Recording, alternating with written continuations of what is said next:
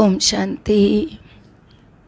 आज 10 तारीख की मुरली है। मीठे प्यारे प्राणेश्वर प्रिय पिता कहते हैं, मीठे बच्चे घड़ी घड़ी देही अभिमानी बनने की प्रैक्टिस करो।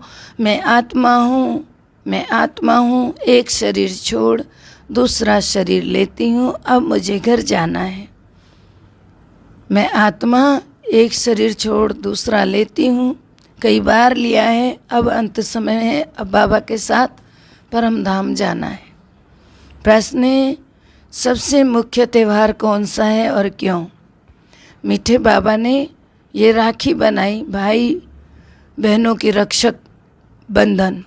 तो बाबा कहते हैं सबसे मुख्य त्यौहार है रक्षाबंधन, क्योंकि बाप जब पवित्रता की राखी बांधते हैं, अपने बच्चों को राखी बांधते हैं, बच्चों से बच्चों को बंधवाते हैं, तब यहाँ स्वर्ग बन जाता है। तो रक्षाबंधन पर तुम सबको समझा सकते हो कि यह त्यौहार मनाना कब से शुरू हुआ और क्यों शुरू हुआ।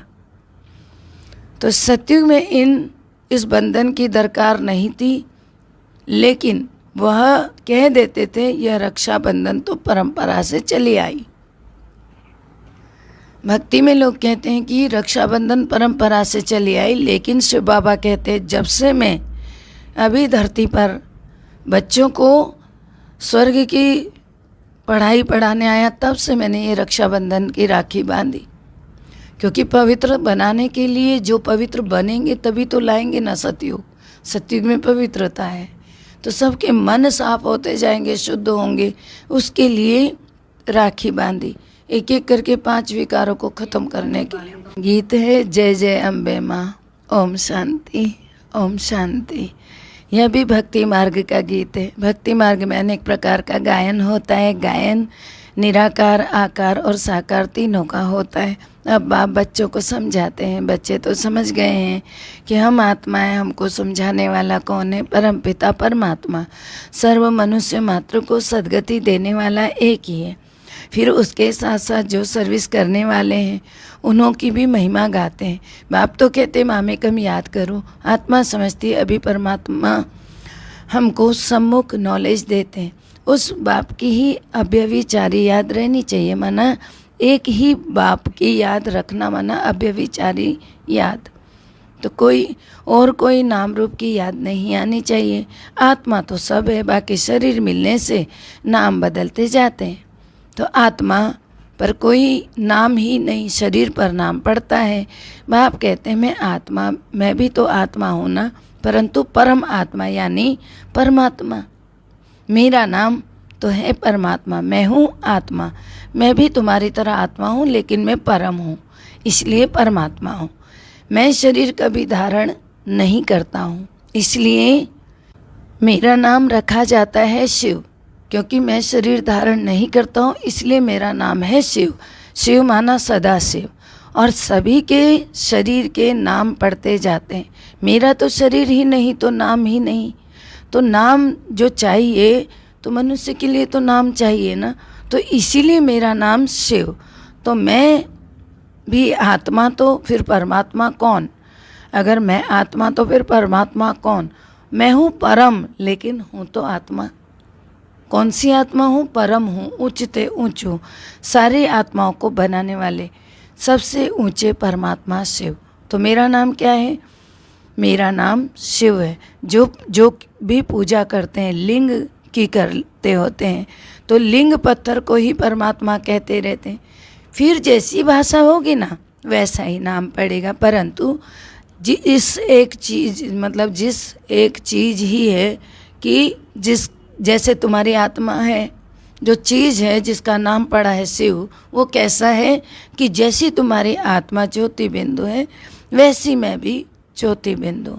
तुम भी ज्योति बिंदु, मैं भी बिंदु। तो मुझ बिंदी का नाम शिव। पहचान के लिए नाम तो चाहिए ना। इस समय ब्रह्मा और सरस्वती जो बड़े ते बड़े हैं, तो परम धाम में रहने वाले पिता के ही बच्चे हैं वो, तो उनको भी तो सद्गति मिल रही है ना। किसको? ब्रह्मा सरस्वती को। वो भी इतने ऊंचे नहीं जितने ऊंचे शिव बाबा, क्योंकि वो भी बच्चे। पहले बच्चे कौन है? ब्रह्मा। और फिर सरस्वती। तो सद्गति तो सभी आत्माओं को मिलनी पड़ेगी। तो अभी आत्माएं क्या करती हैं कि जो परम धाम में रहती हैं फिर भी वह परमात्मा को तो अलग रखेंगे। चाहे कितनी भी आत्माएं, सभी आत्माएं परम धाम में रहती हैं, लेकिन शिव परमात्मा उन सबसे अलग है। सबको परमात्मा ने अपने से, मतलब परमात्मा का पार्ट ऐसा नहीं है जो धरतीवासियों का है, इसलिए वो अलग है। परम धाम में रहने वाली जरूर है, लेकिन क्या है, अलग है। परमात्मा क्या है, अशरीरी है, वो सदा सदा परम धाम का निवासी है। तो सभी आत्माएं जरूर परम धाम की है, लेकिन परमात्मा से उनको अलग रखेंगे, क्योंकि देहधारी नहीं है परमात्मा। बाकी सब शरीरधारी हैं, तो जीवात्मा है, तो सबको अपना अपना पार्ट मिला हुआ है। सारी रुद्रमाला का बीज रूप बाप है ना। जितनी भी मनुष्य आत्माओं की माला है उसका बाप कौन है, स्वयं शिव परमात्मा है। सभी उनको याद करते हैं, ओ गॉड फादर। सभी जगह फादर को याद करते हैं, मदर को थोड़ी करते हैं। यहाँ भारत में आकर पतितों को पावन बनाते हैं शिव बाबा, अवतरित लेते हैं। तो कहते हैं मदर भी एडॉप्टेड है, यहाँ पर आकर माँ को भी एडॉप्ट करना पड़ता है शिव बाबा को। सरस्वती को भी पिता परमात्मा से ब्रह्मा के द्वारा एडॉप्ट करते हैं। फिर इनमें ब्रह्मा में प्रवेश करना पड़े, यह एडॉप्शन है और प्रकार की। थ्रू तो कोई चाहिए ना। कहते हैं इन द्वारा मैं नॉलेज सुनाता हूँ, किनके द्वारा, थ्रू ब्रह्मा, तो ब्रह्मा के द्वारा इन द्वारा बच्चे एडॉप्ट करता हूँ। तो यह भी माता भी सिद्ध होती है, ब्रह्मा भी।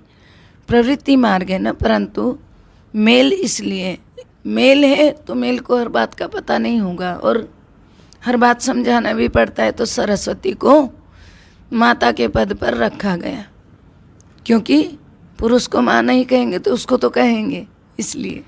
यह बड़े गुह्य राज हैं, समझने की बातें। प्रजापिता है ना, प्रजापिता को प्रजा को रचने वाला प्रजापिता, इन द्वारा वही रचते हैं।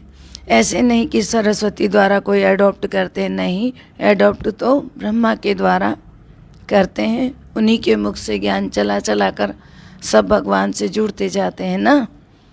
तो यह तो बड़ी समझ की बात है। पहले पहले बाप का परिचय देना है। गाते भी हैं पतित पावन आओ, यह किसने कहा, आत्मा ने, क्योंकि आत्मा और शरीर दोनों ही पतित हैं। पहले तो अपने को आत्मा समझना है।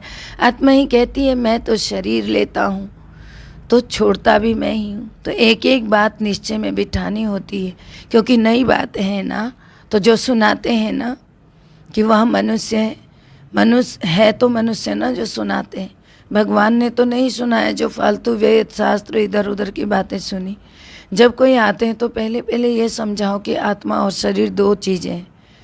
आत्मा और शरीर एक नहीं है, दो चीज़ें, अलग अलग चीज़ें हैं। तो आत्मा अविनाशी है। फिर बाबा कहते हैं पहले अपने आप को आत्मा समझो, पूरा मन में निश्चय हो, तभी तो। मैं मैजिस्ट्रेट हूँ, यह किसने कहा, आत्मा ने कहा। तो इन ऑर्गन्स से कहती है, आत्मा जानती है। मेरे शरीर का नाम भी है और पद भी है। कौन सा पद है, मजिस्ट्रेट का। तो बाबा आगे कहते हैं कि यह शरीर छोड़ने से मजिस्ट्रेट पद और शरीर का नाम भी, रूप भी बदल जाएगा। फिर पद दूसरा हो जाएगा, अगले जन्म में पता नहीं क्या बन रहे, वो बन जाएंगे। तो पहले पहले आत्मा अभिमानी बनना, मनुष्य को तो आत्मा का ज्ञान भी नहीं है। तो पहले आत्मा का ज्ञान देकर फिर समझाओ, आत्मा का तो बाप परमात्मा है। जब आत्मा का ज्ञान देंगे तो परमात्मा अपने आप समझ आ जाएगा। इसलिए पहले पहले आत्मा परमात्मा का ज्ञान। तो आत्मा दुखी होती है तो पुकारती है, ओ गॉड फादर, हे भगवान, ओ परम पिता। तो वही पतित पावन है, तभी पुकारती है। आत्मा जानती है कि मुझे कौन पहचान सकता है, मेरा इलाज किसके पास है। दूर परमात्मा को आना पड़े, पतित दुनिया और पतित शरीर में। बाप खुद कहते हैं मुझे दूर देश के रहने वाले को बुलाते हैं, तो क्योंकि तुम पतित हो, मैं एवर पावन हूँ। भारत पावन था, अभी पतित है। पतित पावन बाप आकर आत्माओं से बात करते हैं, ब्रह्मा तन में आकर समझाते हैं। इसलिए इनका नाम भी है प्रजापिता ब्रह्मा। तो ब्रह्मा के द्वारा प्रजा रचते हैं। कौन सी प्रजा, तो जरूर नई प्रजा रचेंगे ना। तो आत्मा जो अपवित्र है ना, उनको पवित्र बनाते हैं। आत्मा पुकारते हमको दुख से छुड़ाओ बाबा, लिबरेट करो। हमें दुखों से मुक्त करो। सबको लिबरेट बाबा कर देते। तो मुक्ति माना दुखों से लिबरेट होना, दुखों से छूटना। माया ने सबको दुखी किया है। सीताओं ने पुकारा है ना, एक तो सीता नहीं होगी।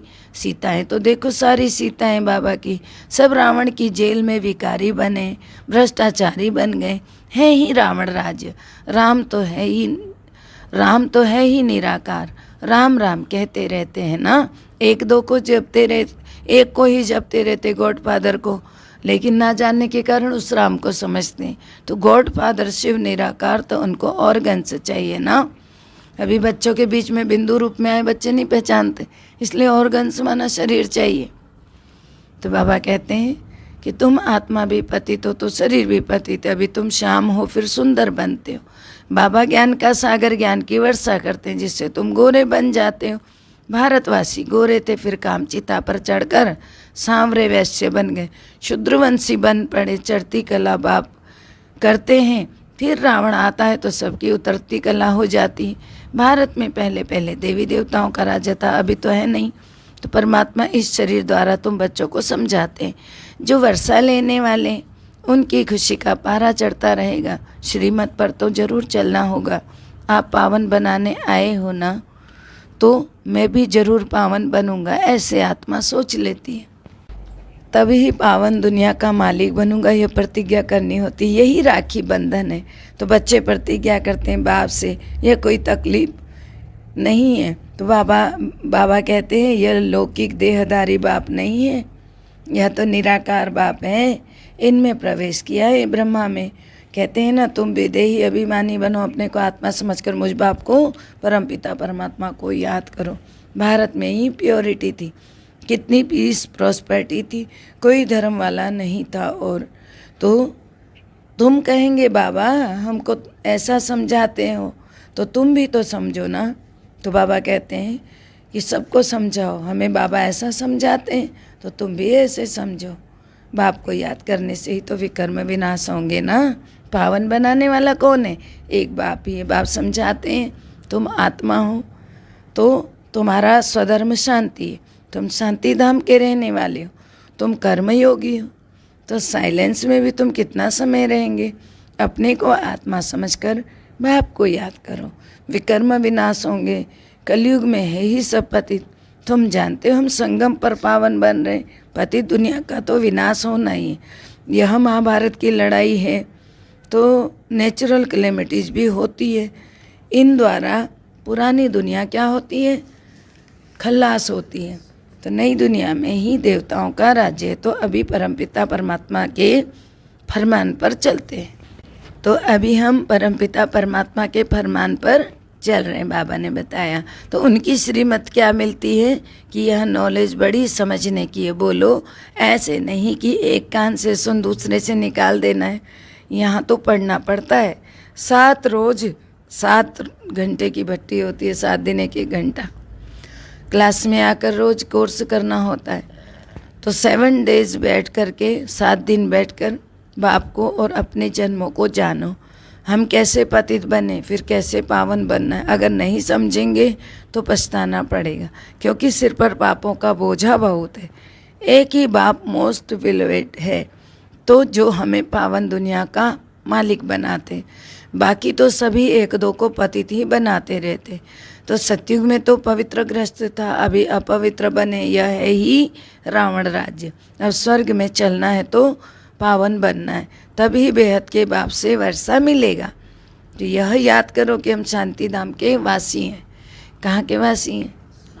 शांति धाम के वासी हैं। तो बाबा ने कहा इस बात का ध्यान रखो, याद रखो। अभी तो दुख धाम है ना, फिर जाना है शांति धाम। इसलिए क्या बनना है? देही अभिमानी, अपने को आत्मा समझना है। आत्मिक ज्ञान होने से जाने में आसानी रहेगी। तो बाप कहते हैं घर में रहते एक तो पवित्र बनो, दूसरा मुझे याद करो तो पाप नाश हो जाएंगे। याद नहीं करेंगे, पवित्र नहीं रहेंगे तो विकर्म कैसे विनाश होंगे। इसलिए विकर्म विनाश करने के लिए पवित्र रहना है और याद में रहना। तो रावण राज्य से कैसे छूटेंगे? जब याद में रहेंगे। यहाँ सब शोक वाटिका में, दुखों का बगीचा। शोक वाटिका माना दुख में है सब। भारत आधा कल्प शोक वाटिका में समझाने वाले हो तो भी रिस्पेक्ट से बोलना होता है। तो बाबा कहते हैं जो समझाते हैं ना तो उनको तो बड़े रिस्पेक्ट से समझाना होता है। तुम भल कहते हो कि हम गॉड फादर की संतान हैं, परंतु फादर का ज्ञान कहाँ है? लौकिक बाप को तो जानते नहीं, परंतु पारलौकिक बाप तो जो इतना बेहद का सुख देते हैं, स्वर्ग का मालिक बनाते, उनको तुम नहीं जानते हो। लौकिक बाप को जानते हो ना, तो बेहद का बाप जिसके कारण वो लौकिक बाप भी मिला उसको कोई जानता ही नहीं। तो बाबा कहते हैं तो बाप ने जो इतना तुम्हें जीवन दिया, सब कुछ दिया, बेहद का सुख जो देता है, स्वर्ग का मालिक बनाता है, उनको नहीं जानते, लौकिक को खाली जानते हो। तो भारत को जिसने स्वर्ग बनाया था उनको तुम भूल गए, इसीलिए तो तुम्हारी ये हालत हुई है। उनको जानने के लिए ज्ञान चाहिए। हाँ, तो सभी भ्रष्टाचारी हैं, क्योंकि विश्व से पैदा होते तो यह कोई भी समझ जाएगा, इनमें इंसल्ट की कोई बात नहीं। तो यह तो समझानी दी जाती है, समझ कैसे आएगी? उसी ज्ञान से आएगी। तो रक्षाबंधन का भी महत्व है। बाप कहते विकारों पर जीत पाकर मुझे याद करो। तो 5 विकारों पर ही विजय पाना है, ये नहीं कि एक विकार पर विजय पाना है, 5 पर विजय पाना है। तभी तो पवित्रता की राखी बांधी, एक एक करके सारे विकारों को छोड़ते जाना है। तो बाबा कहते हैं कैसे जाएगा? जब तुम मुझे याद करोगे। जीत कैसे पाओगे? मेरी याद से पाओगे, और कोई चारा नहीं। तो शांति धाम को याद करो तो तुम वहाँ चले जाएंगे। बुद्धि में यह याद रहना चाहिए, हम सुख धाम में जाते हैं। कैसे? वाया शांति धाम। पहले तो देही अभिमानी जरूर बनना पड़ता है, मैं आत्मा हूँ, एक शरीर छोड़ दूसरा लेता हूँ। फिर बाबा ने यह भी समझाया कि मनुष्य कुत्ता बिल्ली नहीं बनता है। मनुष्य तो भक्ति मार्ग में कितने धक्के खाते रहते। अभी तुम बच्चे भाषण में भी समझाते हो कि तुम तो पतित हो, तो कहते हैं ना, तब तो पतित पावन बाप को याद करना पड़े। अगर पावन हो तो क्यों याद करना पड़े? तुम सब अभी शोक वाटिका में तुम सीताएं हो। दिन प्रतिदिन क्या होगा? शोक बढ़ता जाएगा, दुख बढ़ता जाएगा। जिन्होंने राज्य लिया वह भी समझते हैं बहुत दुख है, कितना माथा मारते रहते, एक को शांत कराते दूसरा खड़ा हो जाता, लड़ाई लगती ही रहती है, शांति के बदले और ही अशांति हो जाती है। बाप आकर इन दुख अशांति को मिटाए, सुख धाम बना देते। पुरानी दुनिया में दुख, नई दुनिया में सुख। तो यह राखी बंधन का बड़ा त्यौहार समझाना है कि यह रिवाज कैसे निकला, कहाँ किसने डाला। पतित पावन परमपिता परमात्मा, उसने आकर पवित्रता की राखी बंधाई। तो उससे बाबा जब से आए तब से राखी बंधन का त्यौहार शुरू हुआ। तो 5000 वर्ष पहले भी ऐसे ही किया था, यही प्रतिज्ञा, यही तरीका था। आज फिर से परमपिता परमात्मा से बुद्धि योग लगाओ तो पावन बन करके उसी अनुसार चलेंगे। पूछो राखी कब से बांधते आते हो? कहते हैं ये तो अनादि है। अगर भक्ति वालों से पूछो, ये तो अनादि है, अब अनादि कायदा है, ऐसे कहते हैं। अरे पावन दुनिया में थोड़ी राखी बांधेंगे, अनादि का मतलब कि कभी ख़त्म नहीं होता। तो वहाँ तो राखी बंधन ही नहीं है, क्योंकि पवित्रता ही है। राखी तो दुखों में ही बांधेंगे ना, जहाँ गंदगी होगी तो दुख भी होगा। तो अब बाप फरमान करते हैं कि पवित्र बनो, पवित्र दुनिया में चलेंगे। प्योरिटी फर्स्ट है, पवित्र प्रवृत्ति मार्गता अभी नहीं है। तो स्वर्ग में दुख का नाम ही नहीं होता है। दुख हो तो स्वर्ग भी किस बात का हो? फिर नरक में दुख है, इसलिए नरक है। तो नरक का नाम नहीं होता है। कहीं भ्रष्टाचारियों को अल्पकाल का सुख, थोड़ा समय भ्रष्टाचारियों को भी सुख रहता है, श्रेष्ठाचारियों को आधा कल्प का सुख रहता है। जो अपने आचार विचार को श्रेष्ठ बनाते हैं उनको आधा कल्प का सुख। तो यह तो जानते हो ना, राखी उत्सव पास होगा तो कहेंगे हूबहू कल्प पहले भी हुआ था। ड्रामा को पूरा ना समझने के कारण मूंझ भी पड़ते हैं। पहले परिचय देना है बाप का, बाप ही आकर लिबरेट करते हैं। राखी बंधन कब से शुरू हुआ, इनका भी बड़ा महत्व है। लिख देना चाहिए, आकर समझो। कोई को भी समझाओ, कहाँ भी भाषण के लिए जगह दें। कांग्रेस वाले दुकानों पर खड़े होकर भाषण करते हैं, तो ढेर आ जाते हैं। सर्विस के लिए पुरुषार्थ करना चाहिए। उस समय कांग्रेस का बड़ा बोलबाला था जब शुरुआत हुई थी शिव बाबा के आने की, तो आज़ादी की लड़ाई का वो चल रहा था, तो बीच बीच में जगह जगह जाकर भाषण करते होंगे, क्योंकि कोई ऐसी जगह तो मिलती नहीं थी, अंग्रेज़ों का ही होता राज्य था इसलिए। दबदबा चल रहा था, हाँ, तो इसलिए कहीं पर भी भीड़ इकट्ठी हो जाती थी भीड़, उनका भाषण सुनने। हाँ, तो उस समय में कि भाषण किया करते थे कांग्रेसी बाबा बता रहे हैं।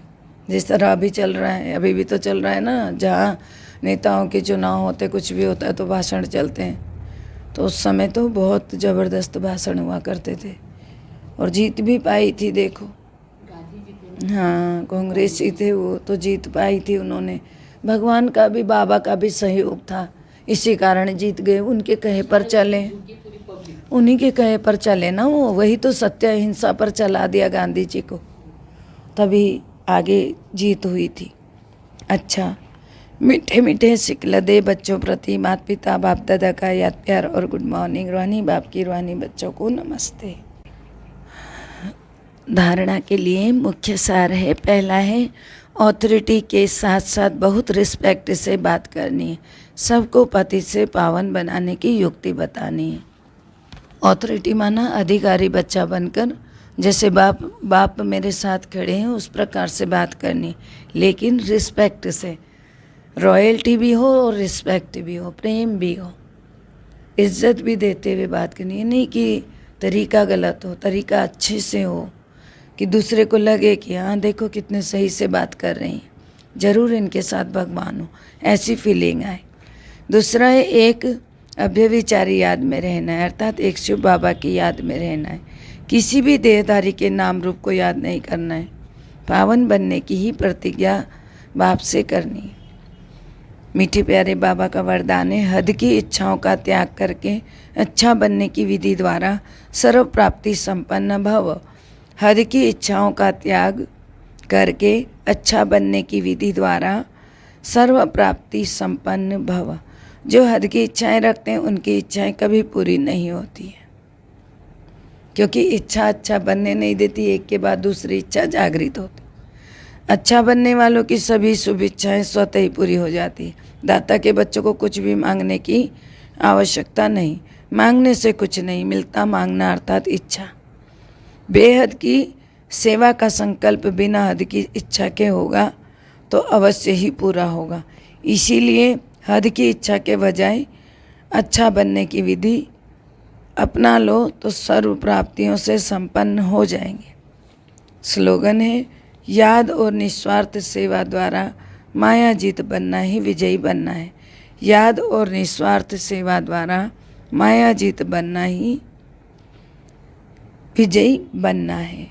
ओम शांति। सबका भला हो, सब सुख पाएं, सब परमात्मा से जुड़ जाएं। सबका भला हो, सब सुख पाएं, सब परमात्मा से जुड़ जाएं। अंत समय में अपना जीवन सफल बनाएं, मुक्ति जीवन मुक्ति को पाएं, सबकी मनोकामना पूर्ण हो जाए। ओम शांति।